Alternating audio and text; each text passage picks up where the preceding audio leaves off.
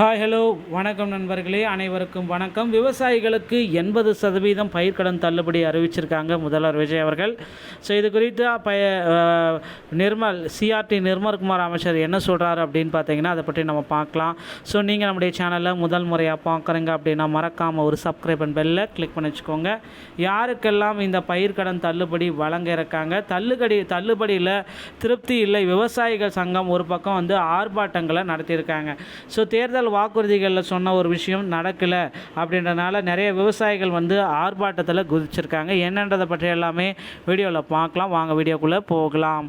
So பயிர்க்கடன் தள்ளுபடி 1/5/2025 முதல் 28/2/2026 வரை கூட்டுறவு வங்கிகளில் பெற்றுள்ள பயிர்க்கடன்.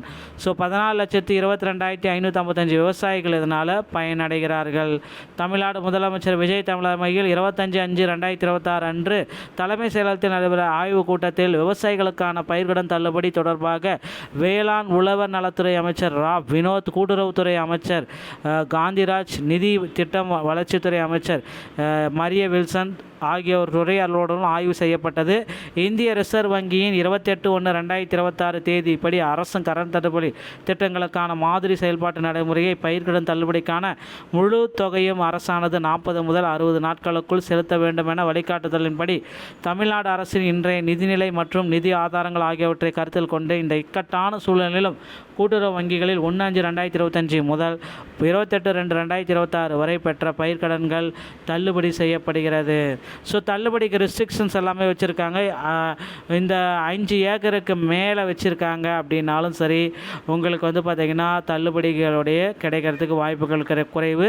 விவசாயிகளுக்கு அந்த மாதிரி ரெஸ்ட்ரிக்ஷன் தாண்டிட்டா அவங்களுக்கு வெறும் 5,000 வரைக்கும் தான் கிடைக்கும். தாவேகா தேர்தல் வாக்குறுதிகளில் கடன் ரத்து செய்யப்பட்டுள்ளது. 14,96,000 பயிர்க்கடனில் 14,22,000 கடன்கள் ரத்து செய்யப்பட்டிருக்காங்க. இதன் மூலம் 80% விவசாயிகள் பயனடைகிறாங்க. தமிழக அரசுக்கு 244 கோடி கூடுதல் செலவு ஏற்பட்டுள்ளது.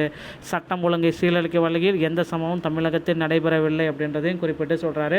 ஸோ கூட்டுறவு வங்கிகளில் 50,000 வரை தான் இந்த பயிர்க்கடன் தள்ளுபடியை முழுமையாக ரத்து செய்யப்படும். சிறு மற்றும் குறு விவசாயிகளாக இருந்தீங்க அப்படின்னா 50% தள்ளுபடி நடக்கும் அப்படின்னு கொடுத்துருக்காங்க.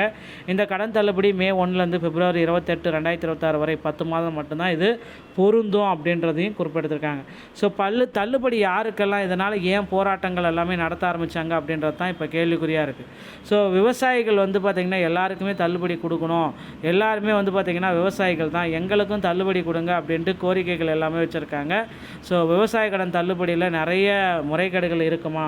ஸோ கடன் தொகை 50,000 வரை இருந்தால் சிறு மற்றும் குறு விவசாயிகளுக்கு 100% தள்ளுபடி. 51,000 60,000 வந்தால் 40,000 தள்ளுபடி. 61,000 70,000 வந்தால் 30,000 வரை தள்ளுபடி. 71,000 80,000 வந்தால் 20,000 வரை தள்ளுபடி. 81,000 90,000 வரை இருந்தால் 10,000 மட்டும் தள்ளுபடி.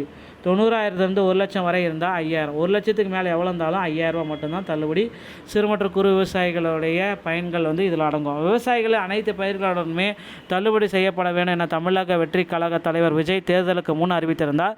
தற்பொழுது ஆட்சி அமைந்த பிறகு பயிர்க்கடன் தள்ளுபடி அறிவிப்பு வெளியிடப்பட்டிருக்கு.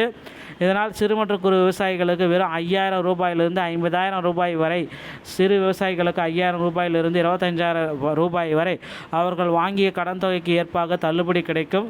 இந்த நிலையில் பயிர்க்கடனை முழுமையாக தள்ளுபடி செய்ய வலியுறுத்தி தமிழகம் முழுவதும் நேற்று விவசாயிகள் சங்கத்தினர் ஆர்ப்பாட்டங்கள் நடத்தியிருக்காங்க. சேலம், ராசிபுரம், நாமக்கல், வேலூர், புதுக்கோட்டை ஆகிய இடங்களிலும் ஆர்ப்பாட்டங்கள் நடந்தது. சென்னை தமிழக விவசாயிகள் சங்கம் சார்பில் முதல்வர் விஜயை நேரில் சந்தித்து மனு அளிக்க அச்சங்க மாநில தலைவர் வேலுச்சாமி தலைமையில் 15க்கும் மேற்பட்ட நிர்வாகிகள் நேற்று காலை தலைமை செயலகத்துக்கு வந்தனர்.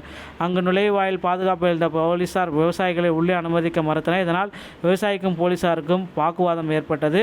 இதையடுத்து தலைமைச் செயலகம் முன்பு ராஜாஜி சாலையில் அமர்ந்து விவசாயிகள் மறியல் தொடங்க ஆரம்பிச்சிட்டாங்க. உள்ளே செல்ல அனுமதியாக கூறியதால் மறியலை கைவிட்டு கலைந்து சென்றனர். மறியலால் சிறிது நேரம் போக்குவரத்தும் பாதிக்கப்பட்டது.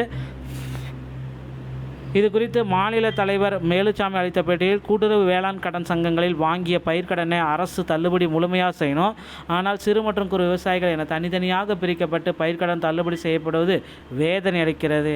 இதை தமிழக அரசு பரிசீலனை செய்து அனைத்து விவசாயிகளுக்கும் பாகுபாடு இன்றி பயிர்க்கடன் முழுமையாக தள்ளுபடி செய்ய வேண்டும் என முதல்வர் சந்திக்க வலியுறுத்தியுள்ளோம். போலீஸ் அராஜகத்தால் விவசாயிகள் சாலை மறியல் ஏற்படும் சூழல் வங்கியிருக்கு அப்படின்றத குறிப்பிட்டு சொல்கிறாங்க. ஸோ விரைவில் அனைவருக்குமே தள்ளுபடியை கொடுங்க அப்படின்ட்டு கோரிக்கை வச்சுருக்காங்க. பொறுத்து வந்து நம்ம பார்க்கலாம். ஸோ கண்டிப்பாக இந்த தள்ளுபடி அனைவருக்குமே பொருந்தும் அப்படின்றத நம்ம எதிர்பார்க்கலாங்க. இந்த தகவல் உங்களுக்கு பிடிச்சிருந்தா நீங்கள் நம்முடைய சேனலோட இணைந்திருங்க. மீண்டும் ஒரு நல்ல தகவலோடு நான் உங்களை சந்திக்கிறேன். நன்றி, வணக்கம், தேங்க்யூ.